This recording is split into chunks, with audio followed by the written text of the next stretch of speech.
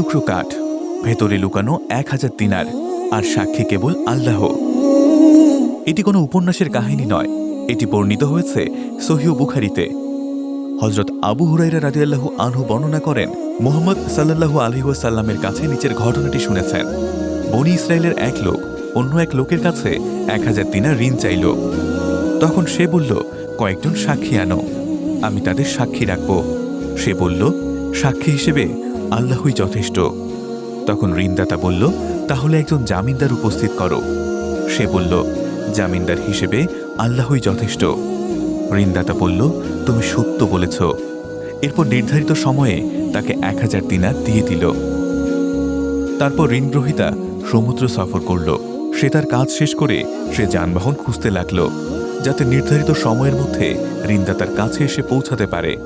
কিন্তু সে কোনো বাহন পেল না।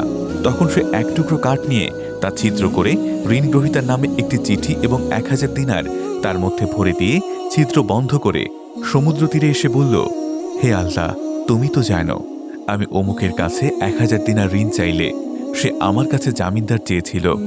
আমি বলেছিলাম আল্লাহই জামিন হিসেবে যথেষ্ট, এতে সে রাজি হয়। তারপর সে আমার কাছে সাক্ষী চেয়েছিল। আমি বলেছিলাম সাক্ষী হিসেবে আল্লাহই যথেষ্ট, সে তাতে রাজি হয়। আমি তার ঋণ যথাসময়ে পরিশোধ করার উদ্দেশ্যে যানবাহনের জন্য যথাসাধ্য চেষ্টা করেছি, কিন্তু পাইনি। তাই আমি তোমার কাছে সোপর্দ করলাম। এই বলে সে কাঠের টুকরাটি সমুদ্রে ছুঁড়ে মারল, আর কাঠের টুকরাটি সমুদ্রে ডুবে গেল। লোকটি ফিরে গিয়ে নিজের শহরে যাওয়ার জন্য যানবাহন খুঁজতে লাগল। এদিকে ঋণগ্রহীতা কোনো নৌযানে করে তার মাল নিয়ে আসে কিনা সে আশায় ঋণদাতাটি গেল সমুদ্র তীরে। তার চোখ কাঠের টুকরাটির উপরে পড়ল, যার ভেতরে ছিল দিনার। সে কাঠের টুকরাটি তার পরিবারের জ্বালানি হিসেবে বাড়ি নিয়ে গেল। কাঠটি চেরার পর সে দিনার আর চিঠিটি পেয়ে গেল। কিছুদিন পর ঋণগ্রহীতা 1000 দিনার নিয়ে এসে হাজির হল।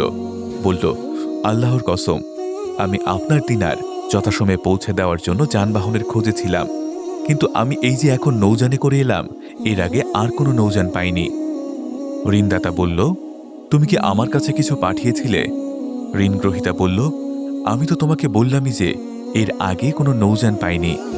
সে বলল, তুমি কাঠের টুকরোর ভেতরে যা পাঠিয়েছিলে তা আল্লাহ তোমার পক্ষ থেকে আমাকে আদায় করিয়ে দিয়েছেন। তখন সে আনন্দ চিত্তে 1000 দিনার নিয়ে ফিরে গেল। সহিহ বুখারী, হাদিস নম্বর 2291।